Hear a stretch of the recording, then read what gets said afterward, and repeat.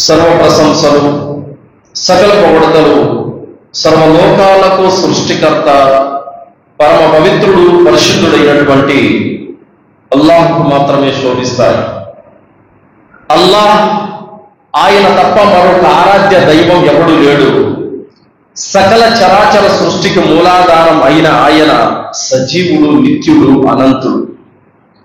అంతిమ దైవ ప్రవక్త ముహమ్మదు రసూలుల్లా సల్లల్లాహు అలైహి వసల్లం వారిపై, గతించిన ప్రవక్తలందరిపై, ప్రవక్త సల్లల్లాహు అలైహి వసల్లం వారి కుటుంబీకులపై, ప్రవక్త సల్లల్లాహు అలైహి వసల్లం వారి ఉమ్మతులో సమస్త విశ్వాసులందరిపై అల్లాహ్ యొక్క శాంతి శుభాలు ఎల్లవేళలా కురియుగాక. ఆమీన్. సోదరులారా, నేటి జుమ్మా ప్రసంగం ముస్లిం సమాజంలో పెచ్చరిల్లుతున్న మూఢనమ్మకాలు. సోదరులారా, ముస్లిం సమాజంలో మూఢనమ్మకాలు ఏ విధంగా పెరిగిపోతున్నాయంటే, బిడ్డ పుట్టిన దగ్గర నుంచి చనిపోయేంత వరకు, మనిషి పెళ్లి చేసుకున్న దగ్గర నుంచి ఇంట్లో చేరేంత వరకు అడుగడుగున మూఢనమ్మకాలు అతి ఎక్కువగా పెరిగిపోతున్నాయి. ముస్లిమేతర సమాజంలో ఈ మూఢనమ్మకం ఉంది అంటే వారి వద్ద ఏ ప్రమాణము లేదు, దైవం తరపు నుంచి వచ్చినటువంటి గ్రంథం కూడా వారు అనుసరించడం లేదు. కావున వాళ్ళు మూఢనమ్మకాలను అనుసరిస్తున్నారు అంటే గనక అందులో అతిశయోక్తి లేదు. కానీ ముస్లిముల వద్ద అల్లాహ్ వద్ద నుండి వచ్చినటువంటి ప్రామాణిక గ్రంథం ఉండి కూడా, ప్రవక్త బోధనలు ఉండి కూడా, స్పష్టమైన రుజుమార్గం ఉండి కూడా ఎందుకు మూఢనమ్మకాల వైపునకు వెళుతున్నారు అని అంటే, వారు అల్లాహ్ గ్రంథాన్ని పట్టుకోవడం లేదు, విడిచిపెట్టేశారు. ప్రవక్త అడుగు జాడలో నడవడం లేదు, విడిచిపెట్టేశారు. అందుకే అల్లాహ్ తాలా ఖురాన్ గ్రంథంలో సూరే నిసా 51వ ఆయతులో అల్లాహ్ అంటున్నాడు, అలం తర ఇలల్లదీన ఊతూ నసీబం మినల్ కితాబ్ యుమినూన బిల్ జిబ్తి వత్తాగూత్. ఏమి మీరు గ్రంథం ప్రసాదించబడినటువంటి ప్రజలను చూడలేదా? వారి వద్ద గ్రంథం ఉండి కూడా జిబ్తుకి, తాగూత్కి పాల్పడుతున్నారు. తాగూత్ అంటే బహుదైవారాధనకు పాల్పడుతున్నారు.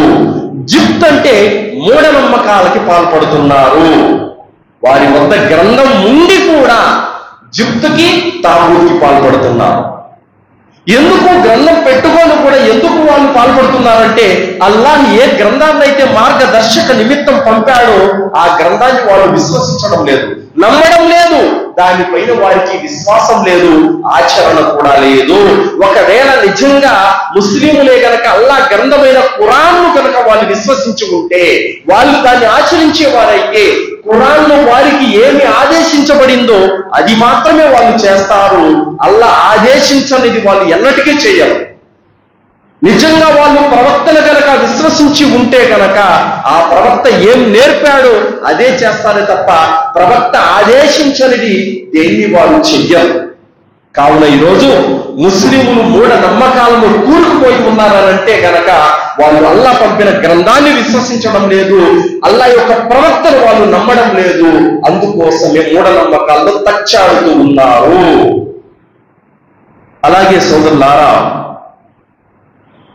ఇప్పుడు సఫర్ మాసం అనేది నడుస్తూ ఉంది. ఈ సఫర్ మాసంలో ఎన్ని మూఢనమ్మకాలు ఉన్నాయంటే సోదరులారా, చాలా మూఢనమ్మకాలు ఈ సఫర్ మాసంలో ముస్లింలు పాల్పడుతూ ఉంటారు. అదేమిటంటే, ఈ నెలను అపశకునమైనటువంటి నెలగా భావిస్తారు. సఫర్ మాసాన్ని అంటే మొహర్రం తర్వాత వచ్చే సఫర్ మాసాన్ని అపశకునంగా భావిస్తారు. ఈ నెలలో మంచి కార్యాలు చేయకూడదు అని అంటారు.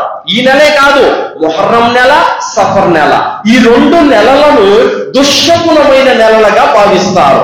మొహర్రం నెలలో కానీ, సఫర్ నెలలో కానీ అందుకోసమే పెళ్లిళ్ళు చేసుకోరు.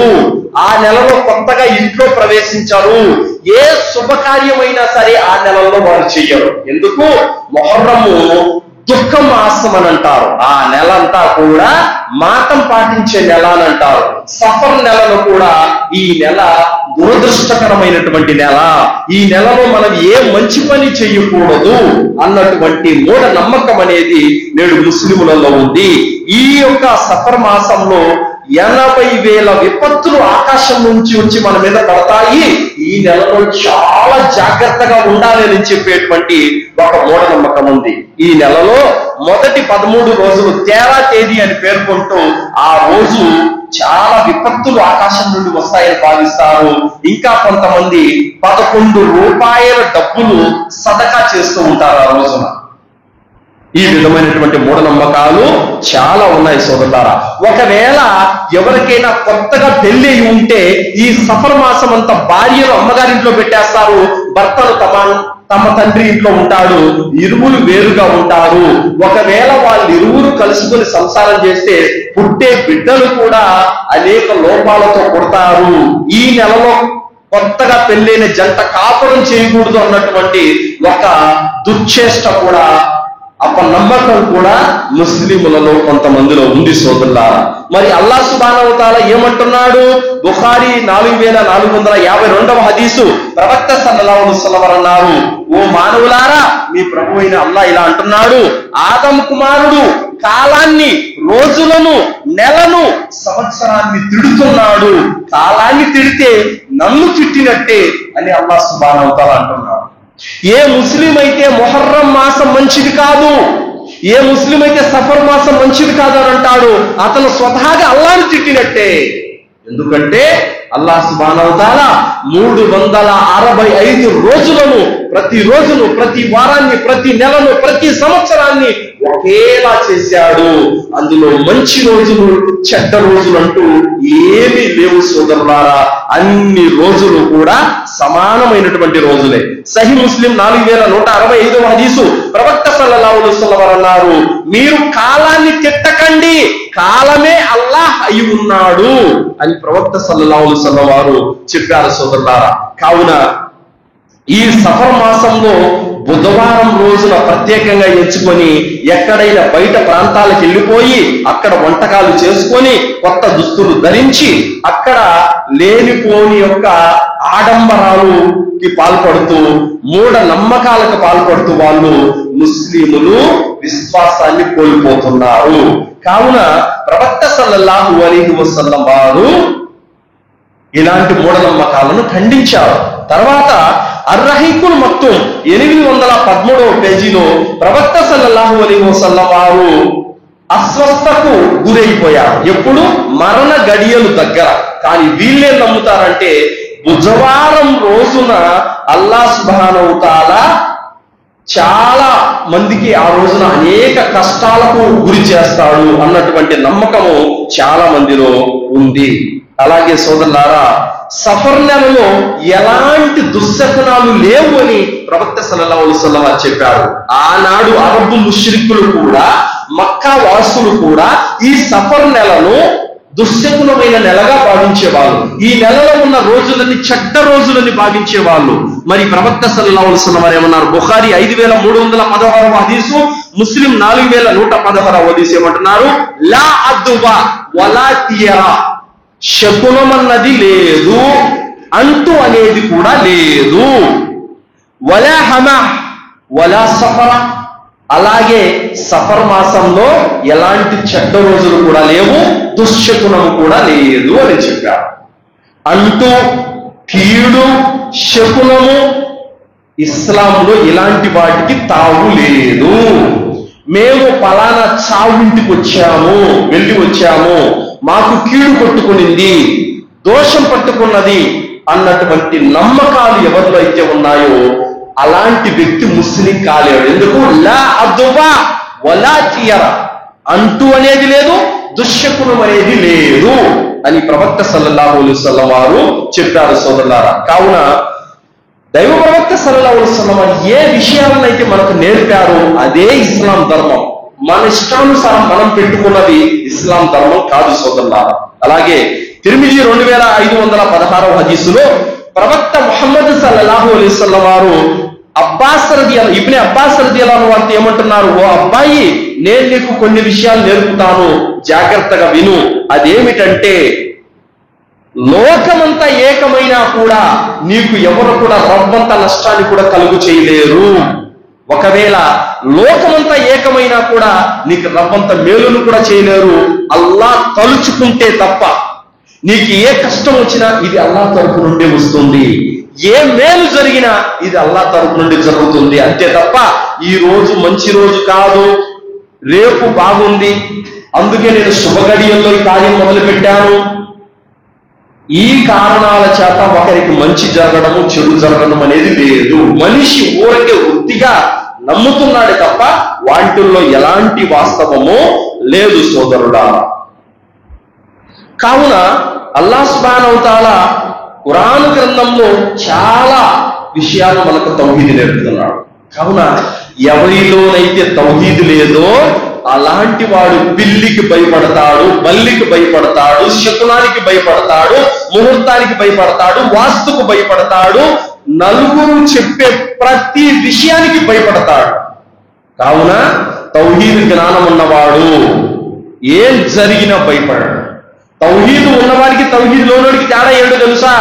తౌహీదు ఉన్నవాడు ఇంట్లో నుంచి ప్రయాణం మొదలు పెట్టాడంటే ఎవరు తుమ్మినా, ఎవరు ఎదురొచ్చినా, తాళాల కింద పడిపోయినా, చేతిగుడ్డ కింద పడిపోయినా, ఏ శకునం వచ్చినా పట్టించుకోడు, బిస్మిల్లా అని చెప్పి అల్లాహ్ పేరుతో బయలుదేరిపోతాడు. తౌహీదు లేనివాడు తాళాలు కింద పడిపోయినా భయపడతాడు, ఎవరైనా తుమ్మినా భయపడతాడు, ఎవడన్నా ఎదురొచ్చినా భయపడతాడు, ప్రతిదానికి భయపడతాడు, ప్రయాణాలు మానుకుంటాడు. సోదరులారా, వఖలక కుల్ల షయ్యిన్ ఫఖద్దరహు తక్దీరా. అల్లాహ్ సుబ్హానహు వ తఆలా ప్రతి ప్రాణిని పుట్టించాడు, దాని విధిరాతను కూడా రాసేశాడు. ఆయన రాసిన విధిరాత ఎవరో తుమ్మినందుకు, ఎవరో దగ్గినందుకు, ఏదో కుక్క ఎదురొచ్చినందుకు, పిల్లి ఎదురొచ్చినందుకు ఆయన రాసిన విధిరాత మారిపోతే ఆయన ఎందుకు ఉండేది? అంటే ఆయన చేతిలో ఏమీ లేదు. వీళ్ళ తుమ్ముల్లో, వీళ్ళ దగ్గుల్లో, కుక్కల్లో, పిల్లుల్లో ఉందా? ఇలాంటి విశ్వాసాలు నమ్మేవాడు ముస్లిం కాలేడు. ఏం జరిగినా ఇది అల్లాహ్ తరపు నుండి జరుగుతుందన్న దృఢమైన విశ్వాసం, నమ్మకం అనేది ఎవరిలోనైతే ఉంటుందో అలాంటి వాడే ముస్లిం అవుతాడు. వతవక్కల్ అలల్లాహి వకఫా బిల్లాహి వకీలా. నమ్ముకునే విశ్వాసులు కేవలం అల్లాహ్ మీద మాత్రమే భరోసా పెట్టాలి. కావున ఇలాంటి మూఢనమ్మకాలకు ఇస్లాంలో తావు లేదు సోదరులారా. అల్లాహ్ సుబ్హానహు వ తఆలా సూరా జుమర్ 38వ ఆయతలో అల్లాహ్ తాలా ఏమంటున్నాడంటే, సోదరులారా, అల్లాహ్ నాకేదన్నా కీడు చేయదలిస్తే దాన్ని ఎవడు తప్పించలేడు, అల్లాహ్ నన్ను కరుణించదలిస్తే ఆయన కృపను అడ్డుకునేవాడు కూడా ఎవడు లేడు. కావున కుల్ హస్బి అల్లాహు అలైహి యతవక్కలుల్ ముతవక్కిలూన్. నాకు అల్లాహ్ చాలు, నమ్ముకునేవారు విశ్వాసులు అల్లాహ్ను మాత్రమే నమ్ముకుంటారు, మూఢనమ్మకాలను నమ్మరు. కావున చాలా మంది కొత్తగా ఇల్లు కట్టుకుంటారు, ఇంట్లో చేరేటప్పుడు ఏ రోజు మంచిదో, ఎప్పుడు చేరాలో, ఏ టైంలో చేరాలో, ఏ గడియల్లో చేరాలో అయ్యవార్ల దగ్గరికి వెళ్ళి అడుగుతారు. అలాగే ఎప్పుడు పెళ్లి చేసుకోవాలో, పెళ్లి చేసుకోవడానికి ముహూర్తం ఎప్పుడుందో, ఏ రోజు మంచితో వెళ్ళి అయ్యవార్లను అడుగుతారు. అలాగే బిడ్డ పుడితే ఎప్పుడు పేరు పెట్టాలో, ఎప్పుడు ఏ కార్యం చేయాలో వెళ్ళి అయ్యవార్లను అడుగుస్తారు. చనిపోయిన తర్వాత ఏ రోజు పెద్ద కర్మ చేయాలో, ఏ రోజు చిన్న కర్మ చేయాలో వెళ్ళి అయ్యవార్లను అడిగొస్తారు.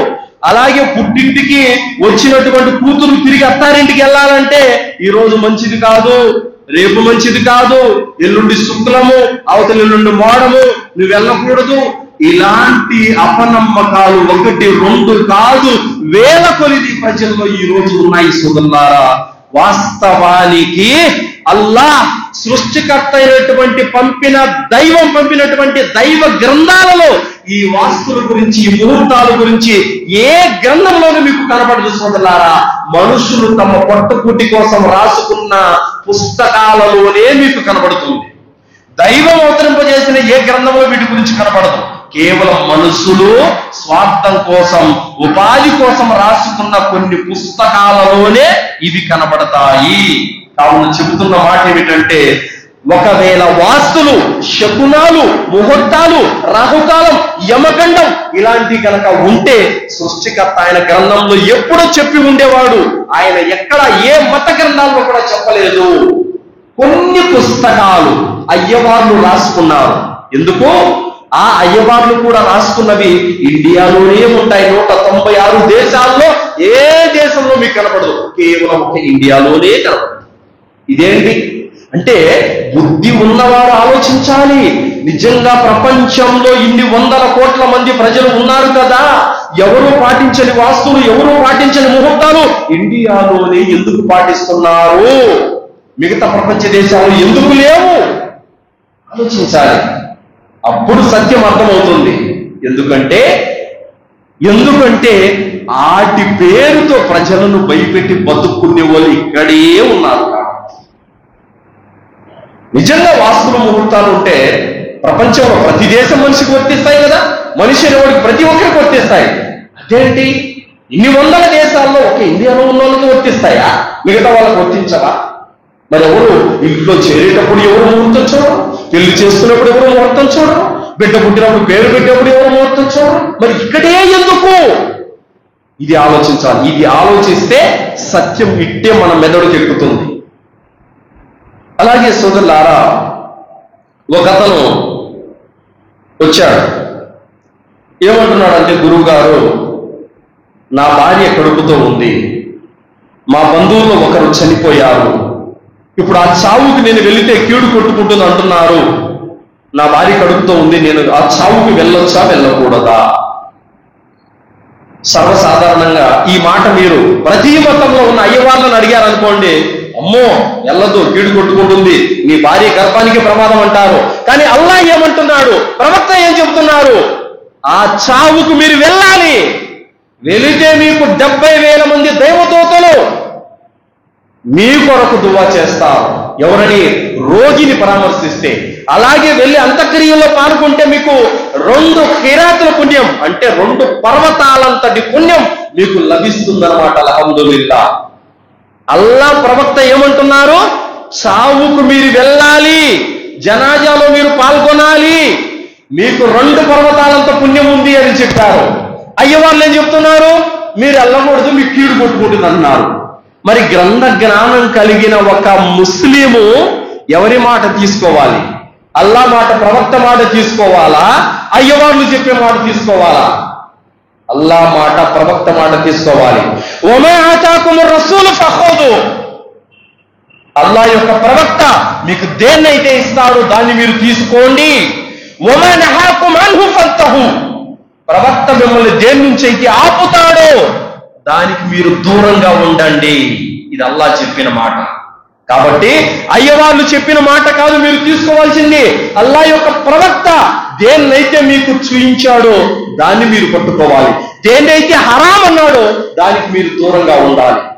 అది అల్లాహకు, ఆయన ప్రవక్తకు మీరు చూపేటటువంటి విధేయత. కావున సోదరులారా, జనాజాకు వెళ్ళాలి. వెళితే అతనికి పుణ్యం లభిస్తుంది. అల్హమ్దులిల్లా. అలాగే జనాజాకు వెళ్ళడం వల్ల, చావింటికి వెళ్ళడం వల్ల ఎలాంటి కీడు కొట్టుకోవడము, ఎలాంటి నష్టం జరగటము అనేది ఉండదు. ఇదంతా ప్రజల్లో కొందరు కల్పించినటువంటి కట్టు కథ. సరే, చావింటికి వెళితే కీడు కొట్టుకుంటుందని దేవుడు అవతరింపజేసిన ఏ గ్రంథంలో ఉందో చూపెట్టండి. మీరు రాసుకున్న పుస్తకాల్లో కాదు, దేవుడు అవతరింపజేసిన గ్రంథాల్లో ఏ గ్రంథంలో ఉందో, ఏ అధ్యాయంలో ఉందో, ఏ వాక్యంలో ఉందో చూపండి. లేదు. కావున దేవుడు అవతరింపజేసిన గ్రంథాలను నమ్మాలే కానీ మనుషులు తమ పొట్టకూటి కోసం రాసుకున్న వాటిని కాదు మనం నమ్మాల్సింది. అలాగే సోదరులారా, జూన్ 2వ తేదీ 2025 ఆదిలాబాద్ జిల్లాలో బంగారుగూడ అన్నటువంటి ఒక ప్రాంతంలో జరిగినటువంటి ఒక సంఘటన ఏమిటంటే, ఒక అతను కొత్తగా ఇల్లు కడుతున్నాడు. అయితే అతని భార్య 6 నెలల గర్భంతో ఉంది. ఎవరో దౌర్భాగ్యుడు చెప్పాడు, ఏమని? ఇల్లు కట్టేటప్పుడు భార్య గర్భంతో ఉండకూడదు అని చెప్పారు. దాంతో ఆ మూర్ఖుడు ఏం చేశాడు? గర్భం పోవడానికి మాటలు మింగించాడు. గర్భంతో పాటు భార్య కూడా చనిపోయింది. TV9 న్యూస్ చేశారు. జూన్ 2వ తేదీ ప్రాణం తీసిన మూఢనమ్మకం అనే టైటిల్తో పెట్టారు, న్యూస్ పేపర్ కేశారు. అంతటి మూఢనమ్మకాలలో తచ్చాడుతున్నారు ప్రజలు. ఎవరు చెప్పారు? ఇల్లు కట్టుకునేప్పుడు భార్య గర్భంతో ఉండకూడదని ఎవరు చెప్పారు? మరి అతన్ని అడిగితే నీకు ఎవరు చెప్పారంటే ఎవరో చెప్పారు అంటే ఎవరు పడితే వాళ్ళు చెప్తే నమ్మేస్తావా? దానికంటూ ఒక ప్రమాణం అవసరం లేదా? సృష్టికర్త యొక్క దలీలు అవసరం లేదా? ప్రవక్త చెప్పినటువంటి మార్గం అవసరం లేదా? అంటే దారిని పోయే దానయ్య చెప్పే ప్రతి మాటను తీసుకుంటావా? ఆలోచించాలి. ఈరోజు మంచిది కాదు అని చెప్పడానికి ఇతనెవరు? రేపు బాగుంది అని చెప్పడానికి ఇతనెవరు? భూమి ఆకాశాలను పుట్టించిన వాడు ఇతనా? ఈ మాట ఎవరు చెప్పాలి? ఎవడైతే భూమి ఆకాశాలను తయారు చేశాడో, కాలాన్ని కాల చక్రాన్ని నడుపుతున్నాడో ఆయన చెప్పాలి ఈరోజు చెడ్డది అని. ఆయన చెప్పట్లేదు. వీళ్ళకి ఏమాత్రం సంబంధం లేదు, వీళ్ళు చెప్తున్నారు. నిజంగా వీళ్ళ దగ్గర అంత జ్ఞానమే గనక ఉంటే, వీళ్ళ దగ్గర అంత జ్ఞానం ఉంటే గనక, అంత వివేకం ఉంటే, ఈ భూమండలంలో ఎన్నో చోట్ల గుప్త నిధులు ఉన్నాయి. అవి ఎక్కడున్నాయో బాగా కనుక్కొని తీసుకెళ్లిపోయి కోటీశ్వరులు అవ్వచ్చు. మరి ఈ జాతకాలు చెప్పేవాళ్ళు, ఈ ముహూర్తాలు పెట్టేవాళ్ళు, ఈ వాస్తులు చెప్పేవాళ్ళు 10 పరకకు మన దగ్గర అడుక్కుంటూ ఉంటారు. వాళ్ళ దగ్గర అంత పవర్ ఉంటే 10కి 20కి మన దగ్గర ఎందుకు అడుక్కుంటారు? ఈ మాత్రం మనం ఆలోచించాలి కదా. ఎన్ని మూఢనమ్మకాలంటే సోదరులారా, సూర్యగ్రహణం, చంద్రగ్రహణం రోజున ఆడబిడ్డల్ని బలిచ్చే వాళ్ళు ఎంతమంది? కడుపుతో ఉన్న భార్యలను బలిచ్చే వాళ్ళు ఎంతమంది? ముసలమ్మలను బలిచ్చే వాళ్ళు ఎంతమంది? సూర్యగ్రహణం, చంద్రగ్రహణం రోజున పొద్దున్నే తెల్లవారితే పేపర్ తిరిగేయండి, ఎన్ని దారుణాలు చూడాల్సి వస్తుందో. అంతటి మూఢనమ్మకాలు మన దేశంలో తచ్చాడుతున్నాయి సోదరులారా. కావున గ్రంథ జ్ఞానం కలిగిన ఏ ముస్లిం కూడా ఈ మూఢనమ్మకాలను నమ్మకూడదు. నమ్మాడంటే గనక అతను ముమ్మాటికి షిర్కుకు పాల్పడినట్టే సోదరులారా. కావున ఏదైనా నువ్వు ఒక పని చేయాలనుకున్నప్పుడు, ఏదైనా ఒక కార్యం చేయాలనుకున్నప్పుడు, అంటే నువ్వు కొత్తగా ఇల్లు కట్టుకోవాలన్నా, నువ్వు పెళ్లి చేయాలన్నా, అలాగే బిడ్డ పుట్టినప్పుడు అకీకా చేయాలన్నా, ఏం చెయ్యాలన్నా నువ్వు చూడాల్సింది ముహూర్తాలు, వాస్తులు, క్యాలెండర్లో యమగండము, రావుకాలం. ఇది కాదు. అల్లా మీద నువ్వు భరోసా పెట్టాలి. అల్లా తాలా సూరే ఆల్-ఇమ్రాన్ 159వ ఆయతలో ఏమంటున్నాడు? ఫైదా జఅమ్త ఫతవక్కల్ అలల్లాహ్ ఇన్నల్లాహ యుహిబ్బుల్ ముతవక్కిలీన్. ఏదైనా పని గురించి నువ్వు తుది నిర్ణయానికి వచ్చినప్పుడు అల్లాహపై భారం మోపు. నిశ్చయంగా అల్లాహ్ తనను నమ్ముకున్న వారిని ప్రేమిస్తాడు. ఏం చేయాలి? నువ్వు ఇల్లు కట్టాలి, నువ్వు పెళ్లి చేసుకోవాలి, ఏదైనా కొత్త కార్యం మొదలెట్టాలి. నువ్వు చూడాల్సిన ముహూర్తాలు కాదు, నువ్వు చూడాల్సిన వాస్తులు కాదు. బిస్మిల్లా అని అల్లాహ్ పేరుతో స్టార్ట్ చేసి అల్లాహ్ మీద భారం వేయాలి. ఇలాంటి విశ్వాసులు అంటే అల్లాహ్కి ఇష్టం. పంచాంగాలు చూసేవాళ్ళు, వాస్తులు చూసేవాళ్ళు, ముహూర్తాలు చూసేవాళ్ళు, యమగండం, రావుకాలం చూసి పనులు మొదలు పెట్టేవాళ్ళంటే అల్లాహ్కి ఇష్టం లేదు. అల్లాహ్ను నమ్ముకొని ఏ టైంలో నదిగు, ఏ రోజు నదిగు, ఏ వారమన్నా చేయి, ఏమి ఇబ్బంది లేదు. ఎందుకు? నిన్ను పుట్టించింది అల్లాయే, కాలాన్ని కాల చక్రాన్ని తిప్పేది అల్లాయే. మేలు కీడు అన్ని అల్లా చేతిలో ఉన్నాయి. కావున సోదరులారా, ఏదైనా పని చేసేటప్పుడు దైవాన్ని నమ్ముకోవాలి తప్ప మనిషి రాసిన రాతలను కాదు నమ్మాల్సింది. అలాగే ఇండ్లలో కూడా ఎలాంటి అజ్ఞానం అంటే సోదరులారా, ఇంట్లో ఏదైనా సరే, ఒక ఇంట్లో అన్నదమ్ములు ఉంటే కనుక పెద్దవాడు పడమర వైపు ఉండాలి, చిన్నవాడు తూర్పు వైపు ఉండాలి, పెద్దోడు పై ఇంట్లో ఉండాలి, చిన్నోడు కిందింట్లో ఉండాలి. ఏ శాస్త్రంలో ఉంది? ఏ గ్రంథంలో ఉంది ఇలా అని? దైవం కానీ, దైవ ప్రవక్త కానీ ఎక్కడైనా చెప్పినట్టు ఒక్క ఆధారం చూపండి. ఎవరెవరో ఇష్టం వచ్చినట్టుగా పెట్టేశారు. పెద్దోడు అక్కడ ఉండాలి, చిన్నోడు ఇక్కడ ఉండాలి, ఆ మూల బరువు ఉండకూడదు, ఈ మూల ఇనుము ఉండకూడదు, ఆ మూల చెట్టు ఉండకూడదు, ఈ మూల బాత్రూమ్ ఉండకూడదు. ఎవరికి ఇష్టం వచ్చినట్టు వాడు పెట్టేసుకున్నాడు. మీరు ఇంకా కాబట్టి ఒక ట్రయల్ వేయండి. ఇల్లు కట్టేటప్పుడు అయ్యగారిని పిలిపించండి, వస్తాడు. ఆయన చెప్తాడు ఎక్కడ బాత్రూమ్ ఉండాలో, ఎక్కడ వంట రూమ్ ఉండాలో, ఎక్కడ బెడ్రూమ్ ఉండాలో, ఎక్కడ వాకిలు ఉండాలో, ఎక్కడ దర్వాజా ఉండాలో మొత్తం చెప్తాడు. ఇల్లు కట్టిన తర్వాత ఇంకొక ఇల్లు పిలిపించండి, ఆయన వచ్చి అప్పే వాస్తు బాగలేదు దీనికని అంటాడు. బాగుంది అనడు. ఎందుకన్నాడో తెలుసా?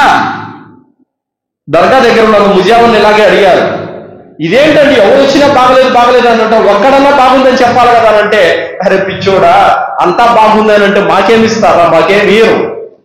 ఏదో ఒకటి బాగలేదని చెప్తే మాకెంతో కొంత ఇస్తారు. రెండోది ఏం చేయాలో సొప్పు స్వామి అని అంటారు. అప్పుడేం చేస్తాం మేము? ఏ టెంకాయ గట్టో ఏ నిమ్మకాయ గట్టో 1000 పదాలు లాగుతాం. అంతా బాగుందంటే 10 రూపాయలు కూడా ఇవ్వడరా మూరు కూడా అని చెప్పి అన్నాడు. అలా వ్యాపారాలు చేసుకుంటున్నారు.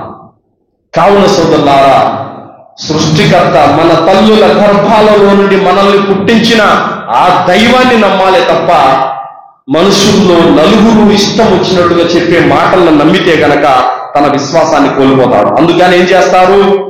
ఇంట్లో చేరేటప్పుడు రాక్షసుడు బొమ్మ కడతారు, టెంకాయలు, నిమ్మకాయలు, ఇంకా 726 సింబలు, ఇంకా దర్గా ఫోటోలు, ఇంకా ఒక ఆయన బుజుర్గు ఉంటాడు, ఒక ఆయన ఎవరో మరి తెలియదు, ఆయన ఫోటో ఎక్కడి నుంచి తీసుకొచ్చారో కూడా తెలియదు, గుమ్మానికి తగిలిస్తారు.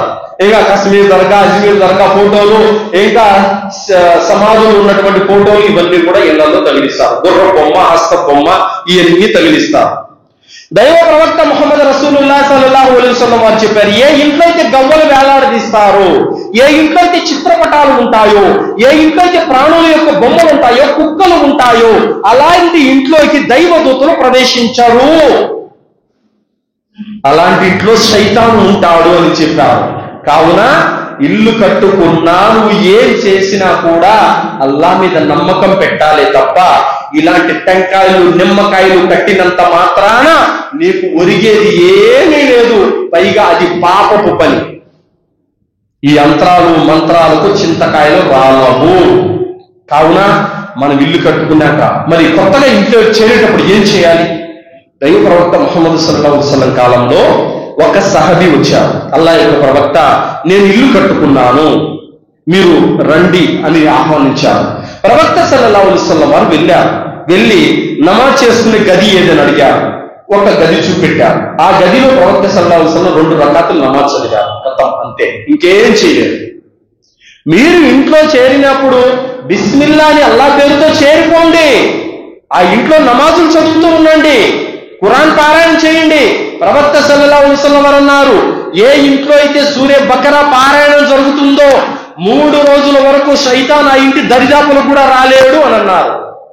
కావున మనం ఏం చేయాలి? ఇంట్లో చేరిన తర్వాత ఖురాన్ పారాయణం చేయాలి, నమాజులు చదువుతూ ఉండాలి. ఇంకా ప్రవక్త సల్లల్లాహు అలైహి వసల్లం ఏమన్నారు?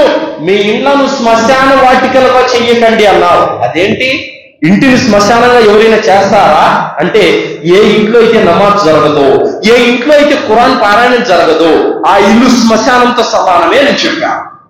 కావున కొత్తగా ఇల్లు కట్టుకుంటే రాక్షసుడు బొమ్మ, నిమ్మకాయలు, టెంకాయలు, వేర్లు, వెంట్రుకల దారాలు, యంత్రాలు, తంత్రాలు, దర్గాల ఫోటోలు కాదు తగిలించాల్సిందే. ఆ ఇంట్లో నమాజు జరగాలి, ఆ ఇంట్లో అల్లా గ్రంథమైన ఖురాన్ పారాయణం జరగాలి, ప్రవక్త యొక్క ప్రవచనాలు పారాయణం జరగాలి. అప్పుడు ఆ ఇంట్లో బర్కత్ వస్తుంది.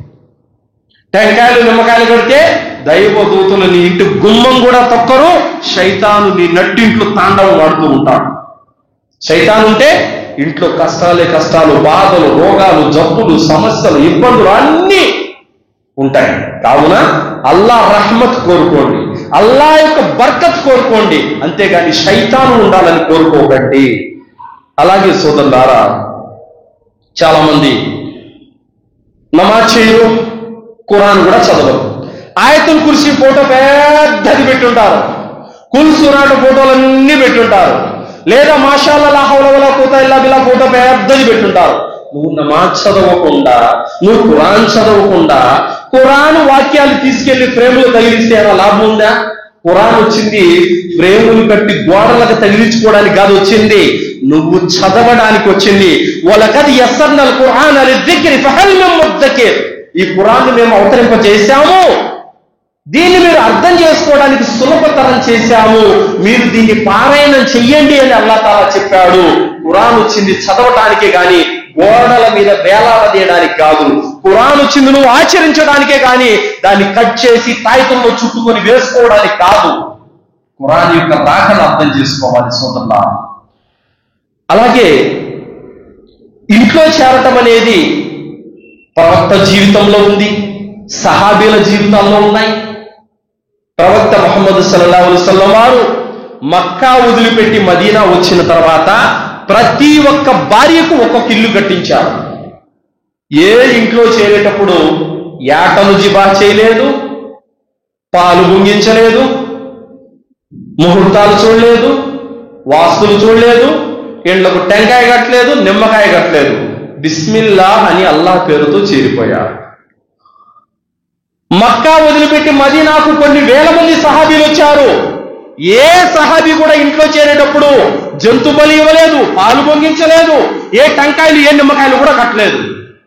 ఖురాన్ హదీసుల్లో ఇంట్లో చేరేటప్పుడు ఈ జంతు బలి ఇచ్చినట్టు, పాలు పొంగించినట్టు, రాక్షసుడు బొమ్మ కట్టినట్టు, ఈ నిమ్మకాయలు టెంకాయలు కట్టినట్టు ఎక్కడ ఒక్క హదీసు కూడా మీకు కనపడదు. కావున ఆ ప్రవక్త ఎలా ఇంట్లో చేరాడో మనము కూడా అలాగే ఇంట్లో చేరాలి. ఆ ప్రవక్త సల్లల్లాహు అలైహి వసల్లం వారు ఇంట్లో చేరేటప్పుడు ఏమన్నా కార్యాలు ఉంటే మనకు ఖచ్చితంగా నేర్పేవాడు, మనకు ఖచ్చితంగా ఆదేశించి ఉండేవాడు. కావున సోదరులారా, ప్రవక్త సల్లల్లాహు అలైహి వసల్లం వారు ఎన్నో యుద్ధాలు చేశారు, ఎన్నో పెళ్లిళ్ళు చేశారు, ఎన్నో అకీకాలు చేశారు. ఏ రోజు ముహూర్తాలు చూడలేదు. ఈ రోజు మేము యుద్ధం చేస్తున్నాం, క్యాలెండర్ చూసి ఈ రోజు బాగుందా లేదా, యమకండవా రావు కాలమా, ఇప్పుడు యుద్ధానికి వెళ్ళొచ్చా వెళ్ళకూడదా, చేయలేదు ప్రవక్త గారు. అల్లాహ్ పేరుతో అది రెయ్యి గాని అది పగలు గాని దిగారు. అల్హమ్దులిల్లా. ఎన్నో పెళ్లిళ్ళు ప్రవక్త గారు తన చేతుల గుండా చేశారు, ఎందరో నికాలు చేశారు. ఏ నికాకు ముహూర్తం చూడలేదు ప్రవక్త గారు. దేవనకొండ అని ఒక గ్రామానికి వెళ్ళాం, కర్నూలు జిల్లా. ఒక అబ్బాయి పెళ్లి పెత్తనానికి వెళ్తే అంతా ముస్లింలే, కూర్చున్నాం మాట్లాడదామని. క్యాలెండర్ తెమ్మని చెప్పారు. క్యాలెండర్తో మనకు పని ఏంటండి, అయ్యో ఏమి ముహూర్తం చూడాల్సిన అవసరం లేదా, ఎవరిదది, నీ ధర్మానిదా, నీ మతానికి సంబంధించింది కాదది, నీ ధర్మానికి సంబంధించింది కాదది, ముస్లిమేతరుల యొక్క మత పద్ధతి అది. దాన్ని నేనెందుకు నేర్చుకుంటున్నావు, నువ్వెందుకు ఆచరిస్తున్నావు? నీ ధర్మ శాస్త్రం ఒకటి ఉంది, దాన్ని నువ్వు ఫాలో అవ్వాలి. దాన్ని వదిలిపెట్టి ఇతర మతాల సాంప్రదాయాలను ఆచరిస్తున్నావంటే నువ్వు ముస్లిం కాలేదు. ముస్లిం అంటే అల్లాహ్ మాట, ప్రవక్త మాట, ఈ రెండే. దర్గాల దగ్గర ఉండే అయ్యవార్లు చెప్పే మాట కాదు ఇస్లాం అంటే. దర్గాల దగ్గర ఉండే ముజావలు చెప్పే మాట కాదు ఇస్లాం అంటే. ఇది మనం అర్థం చేసుకోవాలి. కావున నమాజ్ చేయకుండా, ఖురాన్ చదవకుండా ఏమి చేసినా లాభము లేదు. అలాగే సోదరులారా, బర్కత్ అనేది ఎందులో ఉంది? బర్కత్ ఎందులో ఉంది? ఈరోజు ముస్లిములలో చాలా మంది ఎలా ఉన్నారంటే, మా ఊర్లో ఒక వీధిలో ఒక దర్గా దగ్గర చాలా మంది జనాలు పోగూడారు. ఎందుకు ఇంతమంది ఇక్కడ ఉన్నారు? ఏమైందనంటే, కశ్మూర్ నుండి చాదర్ వచ్చిందంట, పాతది. పాత చాదర్ తీసేసి కొత్త చాదర్ వేస్తారు కదా, పాత చాదర్ వచ్చిందంట. ఆ చాదర్ని వీళ్ళు ఏం చేస్తున్నారు, ముక్కలు ముక్కలు కట్ చేసి తలారం తీస్తున్నారు. ఎందుకంట ఆ సమాధి ఉన్న చాదరు ముక్క వీళ్ళ ఇంట్లో ఉంటే కనుక బర్కత్ వస్తుందంట. ఇంతకు మించిన దరిద్రం ఏమైనా ఉందా? బర్కత్ అనేది, శుభం అనేది అల్లాహ్ చేతిలో ఉంది. ఖురాన్ సూరా నిసా 79వ ఆయతలో అల్లాహ్ తాలా ఏమంటున్నాడు? మా అసాబక మిన్ హసనతిన్ ఫమనిల్లా. శుభం అనేది అల్లాహ్ చేతిలో ఉంది. దర్గా మీద కప్పబడిన చాదర్లో కాదు శుభం ఉండేది, అది షిర్క్. అది షిర్క్. అది దర్గా మీద ఉన్న చాదర్ నా ఇంట్లో ఉంటే, నా వ్యాపారంలో, నా షాపులో ఉంటే నాకు బర్కత్ నమ్మడము షిర్కు. అల్లాహ్ చేతిలో ఉంది బర్కత్ నమ్మడము తౌహీద్. అల్లాహ్ దగ్గర నుంచి వస్తుంది బర్కత్ అనేది. అలాగే సోదరులారా, ఈ ఆయత ప్రకారం ప్రతి మంచి, ప్రతి మేలు, ప్రతి శుభం అల్లాహ్ నుండే రావాలి. ఈ దర్గాలలో నుండి, చాదర్లలో నుండి, నెమలికల్లో నుండి, పొగలో నుండి కాదు రావాల్సింది. అలాగే సోదరులారా, దైవ ప్రవక్త ముహమ్మద్ సల్లల్లాహు అలైహి వసల్లం వారు దువా చేసేవారు.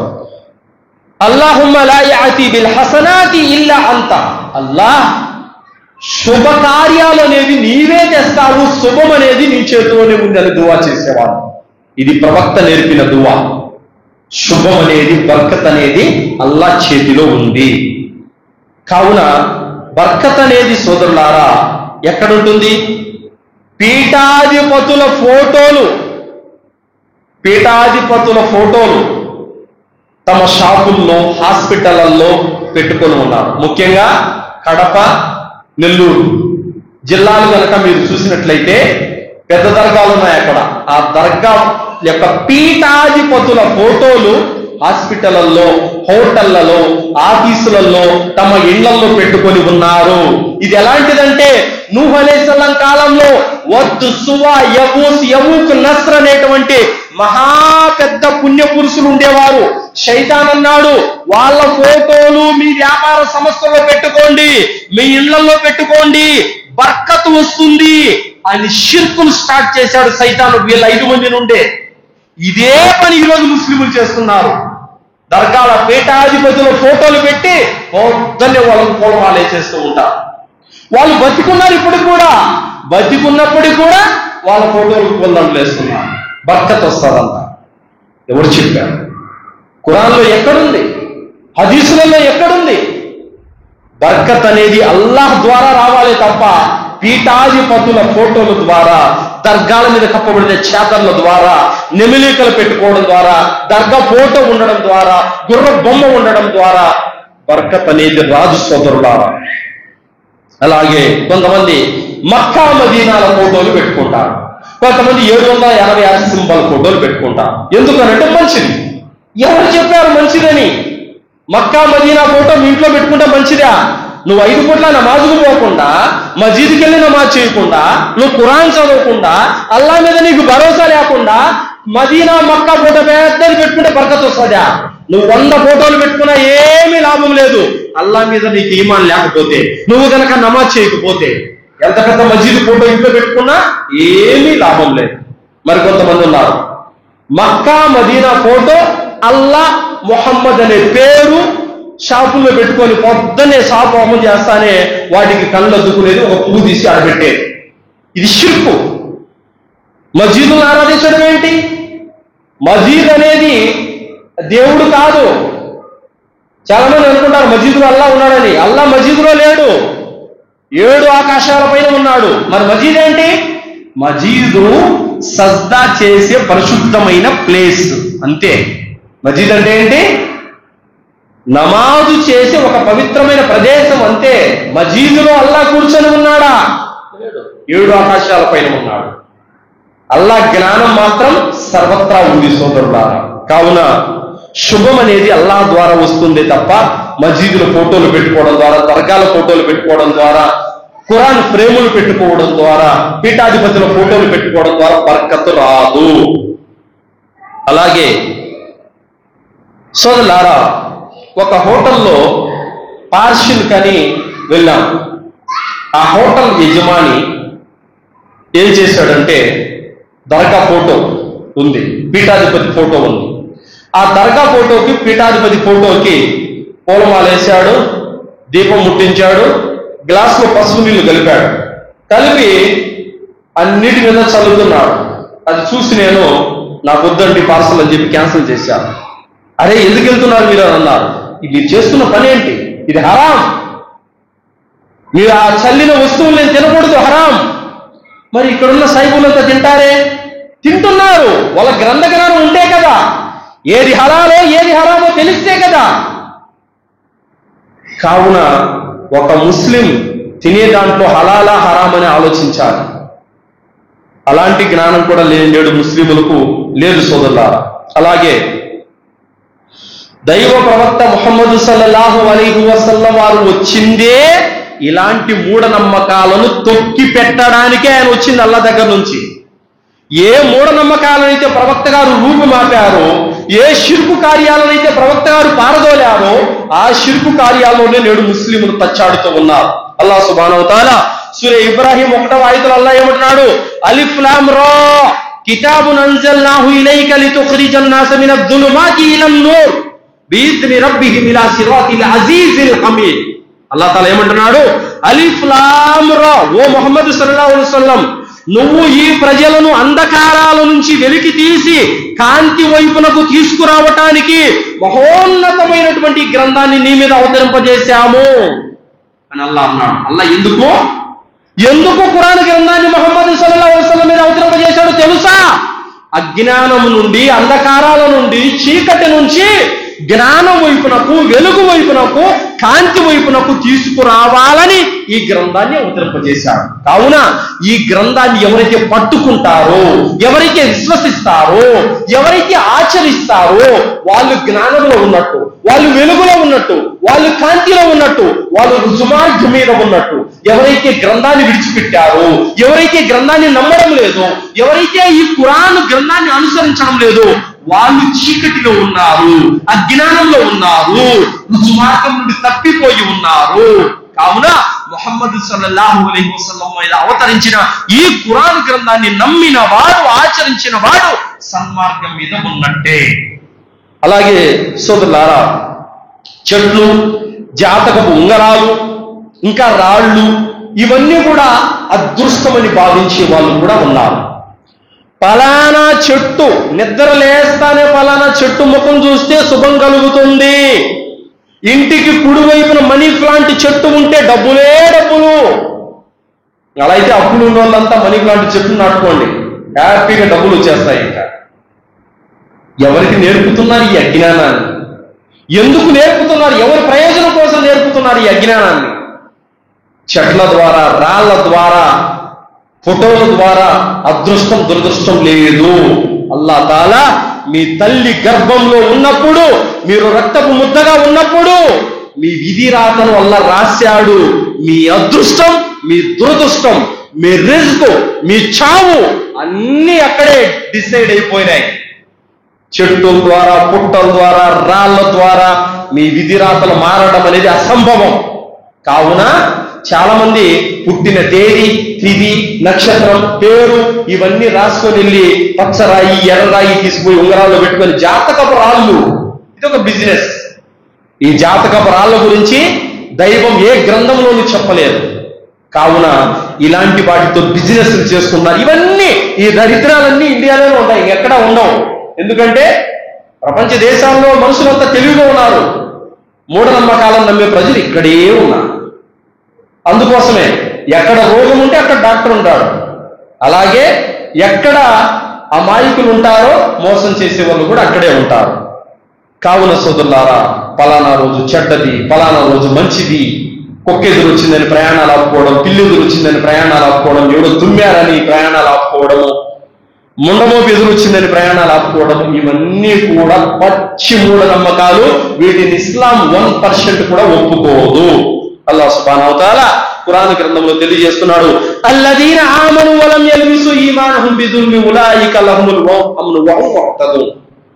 ఎవరైతే విశ్వసించిన తర్వాత తమ విశ్వాసాన్ని షిర్క్ అనే దుర్మార్గంతో కలవకుండా జాగ్రత్త పడతారో అలాంటి వారికి అమన్, శాంతి ఉంది, వారే నిజమైన విశ్వాసులని అల్లాహ్ సుబ్హానహు వ తఆలా తెలియజేశాడు. కావున సోదరులారా, తాయెత్తులు, దారాలు, నిమ్మకాయలు, టెంకాయలు, వాస్తులు, జాతకాలు, ముహూర్తాలు, రావుకాలం, యమగండం ఇవన్నీ ఒక ముస్లిం నమ్మకూడదు.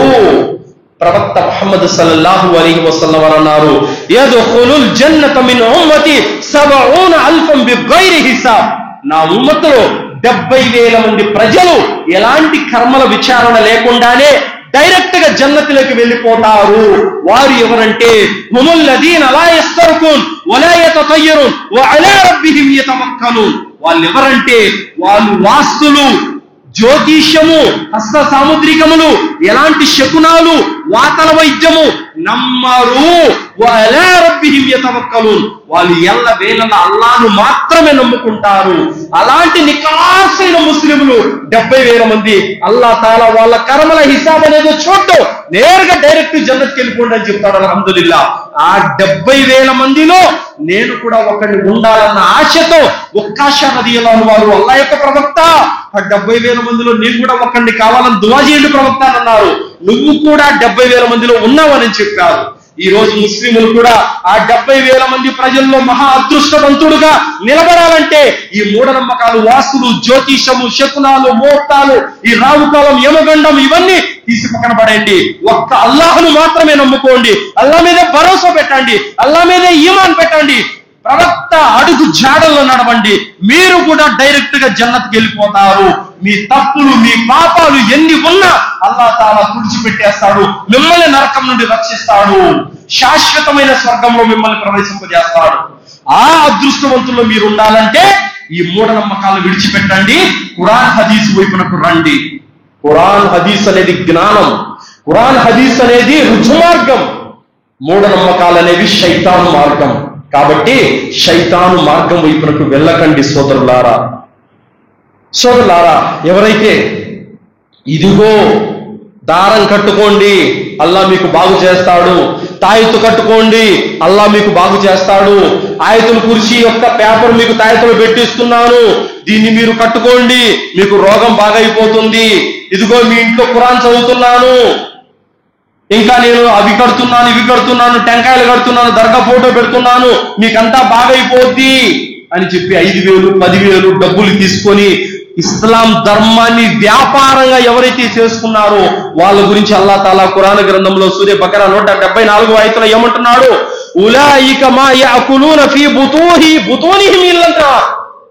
ఎవరైతే అల్లాహ్ ధర్మాన్ని, అల్లాహ్ ఆయుతులను అల్ప ధరలకు అమ్ముకుంటున్నారో అలాంటి వారు తమ పొట్టలను అగ్నితో నింపుకుంటున్నారని అల్లాహ్ సుబ్హానహు వ తఆలా అంటున్నాడు. తర్వాత వలా యుకల్లిముహుముల్లాహ్ యౌమల్ ఖియామా. అల్లాహ్ అలాంటి వారితో తీర్పు దినం రోజున మాట్లాడాడు. వలా యుజక్కీహిమ్ వలహుమ్ అజాబున్ అలీం. అలాంటి వారిని అల్లాహ్ పరిశుద్ధపరచడు. పైగా తీర్పు దినం రోజున అత్యంత కఠినంగా అల్లాహ్ తాలా వాళ్ళని శిక్షిస్తాడు. ఎందుకు? అల్లాహ్ ధర్మాన్ని అర్థం చేసుకోమని పంపితే, విశ్వసించమని పంపితే ఖురాన్ ఆయుతులతో వ్యాపారం చేసుకుంటున్నారు ఈ దర్గాల దగ్గర ఉన్న వాళ్ళు. సూర్య ఫాతిహా, సూర్య ఆయతుల్ కుర్సీ, కులౌది బిరబిల్ ఫలక్, బిరబిన్ నాస్, ఈ సూరాలు పేపర్లన్నీ కట్ చేసేది, తాయెత్తుల్లో మడిచి పెట్టేది, 100కు 150కి అమ్ముకునేది. ఇది వీళ్ళ వ్యాపారం. అలాంటి వారు తమ పొట్టలను అగ్నితో నింపుకుంటున్నారు. అలాంటి దౌర్భాగ్యులు రేపు తీర్పు దినం రోజున అల్లాహ్ తాలా వాళ్ళని బగబగమంటే నరకంలో పడేస్తాడు సోదరులారా. ప్రవక్త సల్లల్లాహు అలైహి వసల్లం వారు అన్నారు, మన్ అల్లక తమీమతన్ ఫఖద్ అష్రక్. ఎవరైతే తాయెత్తు ధరిస్తారో వారు షిర్కుకు పాల్పడినట్టే అని చెప్పారు. కావున సోదరులారా, ఈ తాయెత్తుల మీద, దారాల మీద, టెంకాయల మీద, నిమ్మకాయల మీద నమ్మకం పెట్టేవాడు ముష్రిక్ అయితాడు, ముస్లిం కాలేడు.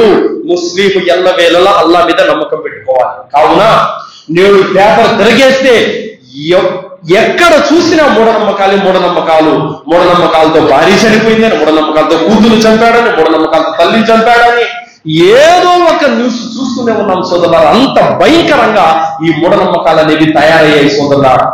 కావున ఇంకా విచిత్రమైనటువంటి విషయాలు విన్నాం మనం. ఒక ఆయన అంట ఉమ్రాకి వెళ్ళొచ్చాడు. ఉమ్రాకి వెళ్ళొచ్చిన తర్వాత ఆయన ఇంటికి కొంతమంది వచ్చారంట. వచ్చి అయ్యా మీరు కదలకాకండి అని చెప్పి పెట్టి ఉండమని ఆయన కళ్ళల్లో కళ్ళు పెట్టి ఇలా చూస్తున్నారంట. అదేంటంటే నా కళ్ళలో కళ్ళు పెట్టి చూస్తున్నానంటే, నీ కళ్ళు కాబాను చూసి వచ్చాయి కదా, మేము నీ కళ్ళు చూస్తే మాకు పుణ్యం అని అన్నారంట. అస్తాగ్ఫిరుల్లాహ్. ఎక్కడుంది? ఎవరు చెప్పారు? ఇంతటి మూఢనమ్మకాలు అనేవి ఉన్నాయి. ఇంకా హజ్జుకి వెళ్ళేటప్పుడు, ఉమ్రాకి వెళ్ళేటప్పుడు ఏడుస్తారంట. దేనికనంటే ఆ తెల్ల బట్టలు ఏవైతే ఉన్నాయో కఫన్ అంట.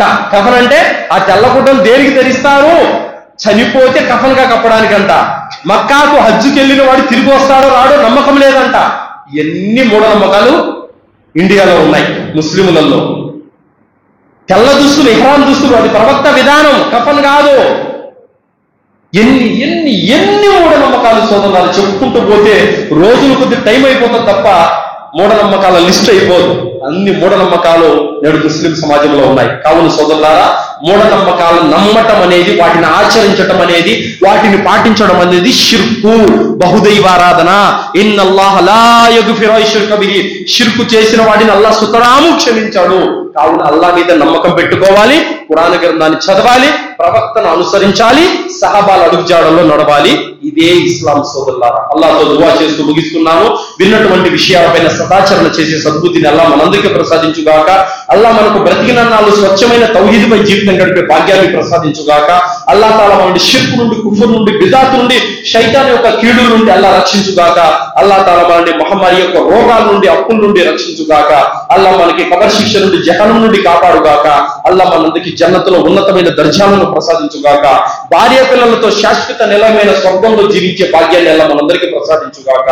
ఆమీన్. వాఖిరు దావానా అల్హమ్దులిల్లాహి రబ్బిల్ ఆలమీన్. బారకల్లాహు లనా వలకుం ఫిల్ ఖురానిల్ అజీమ్ వస్తగ్ఫిరుల్లాహి వలిసాయిరిల్ ముస్లిమీన్ ఇన్నహు తఆలా జవాదుల్ కరీం.